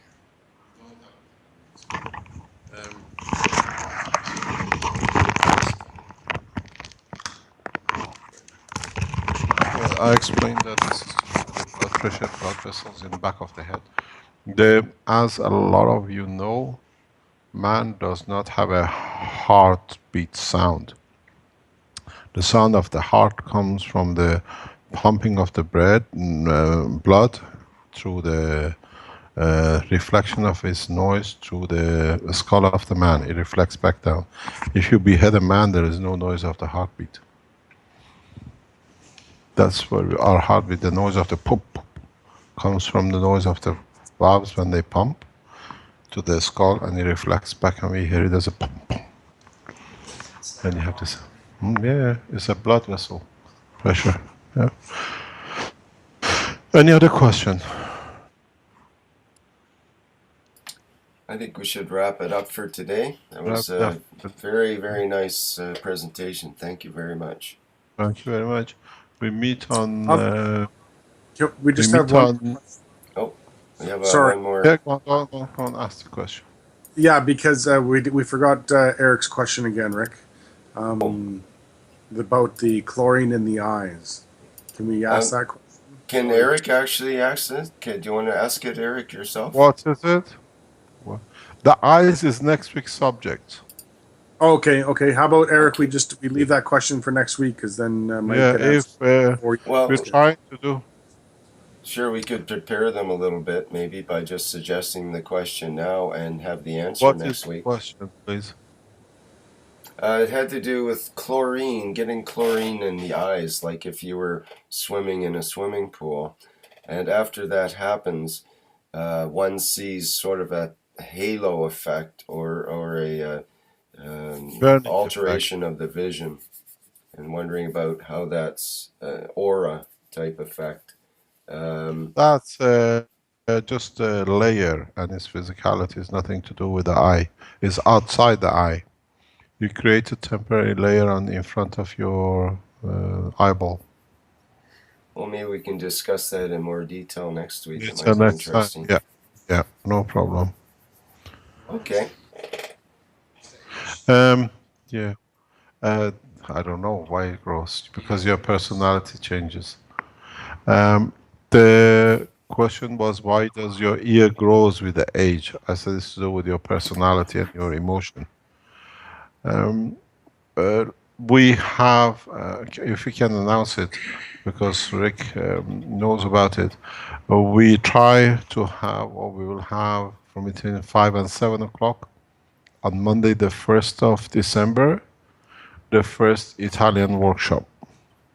The Italians have just woken up. They realize they need a workshop. So every other Monday, first and the third week of each month, Monday, at the moment, we'll have the Italian workshops. We'll see where we go. And the other weeks, we have Chinese. So that was 5 to 7 p.m. Central European time. Yeah. Great. Thank you. And like I said, as we discussed before, we know French workshop is on its way. There are discussions about it, I hear.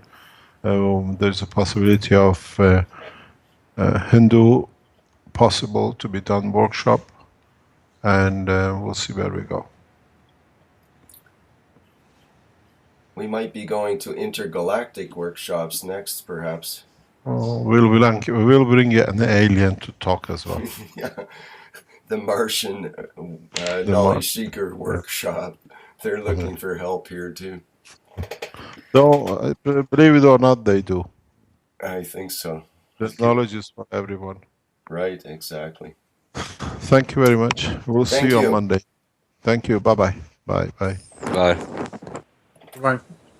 Okay, thanks everybody else for tuning in to the live stream and for the Skype call. I had some great questions today.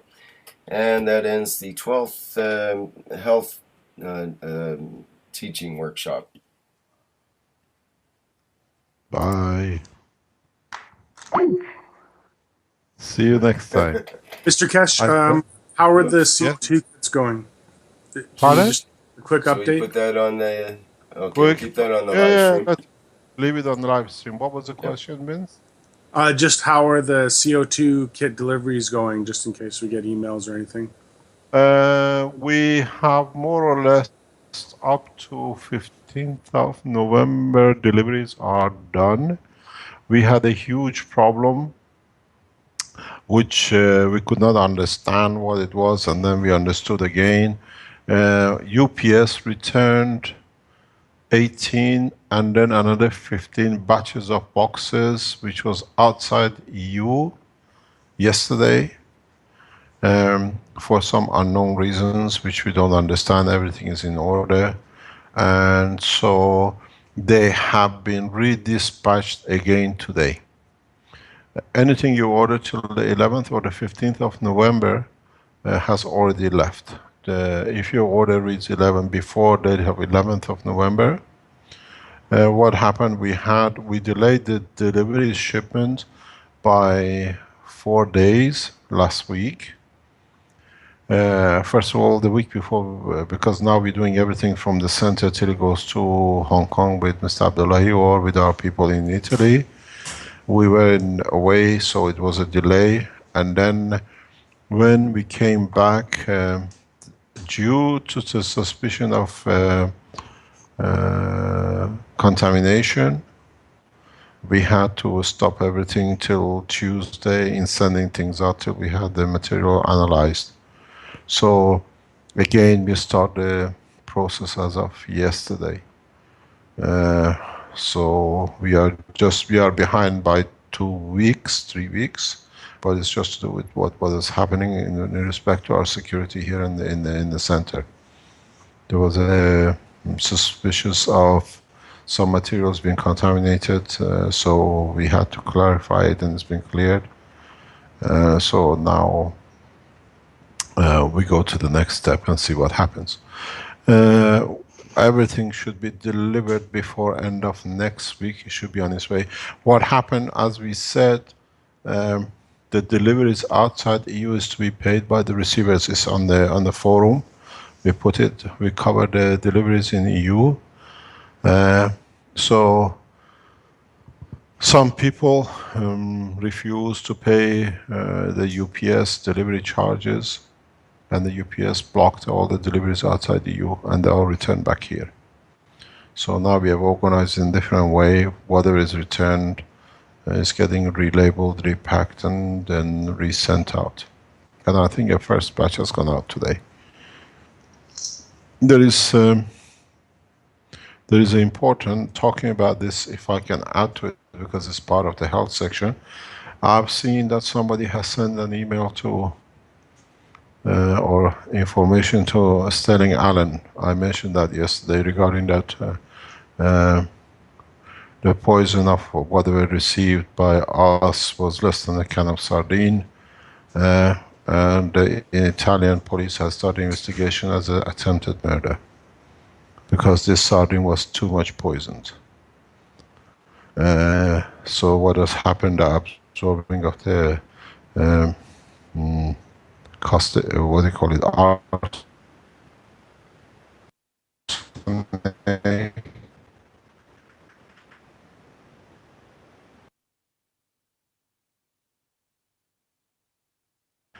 has been so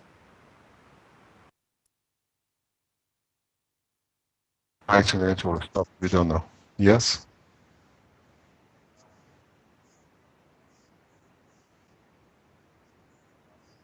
Yeah, what has happened is that, I repeat it again, the Italian police has started an investigation. They have received enough material that they started an investigation into this process. And we know people from Belgium, high level, are pressurizing a lot of things to be stopped, but now there are two governments involved, it cannot be stopped. Because the level of arsenic delivered in 20 days, by their calculations, about 557 which is much more than average on top. This is only from the papers. As far as we know, contamination or cross-contamination has caused absorption or even digestion of more arsenic. There has been arsenic in a bowl of soup, and there's a suspicious about arsenic in 2, maybe 3 bottles of water as well, which has been drank on the table. So it's not, this is addition to the amount of arsenic we normally receive from drinking water and environment. So it's a lethal level.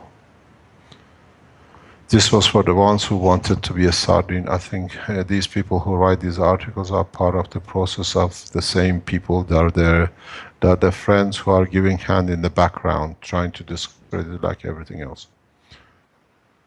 And I was told by our security people today that there is a second person involved in conjunction with the especially indication are 2 knowledge seekers being involved in the whole thing.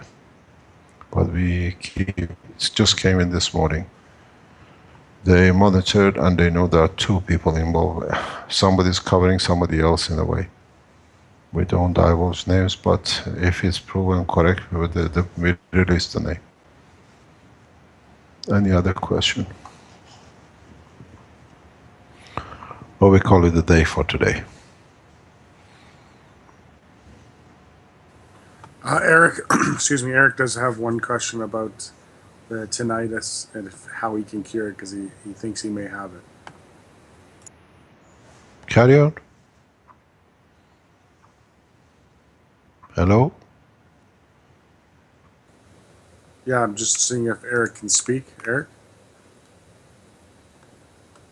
Still there? Yes, yes, Mr. Ketcher. It's Eric Clausen. Yes, hi Eric.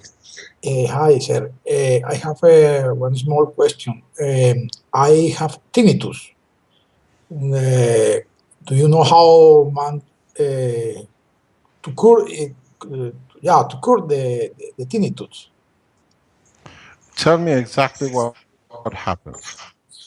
Okay, when everything is in silent, I listen one beep, very intense, very high frequency.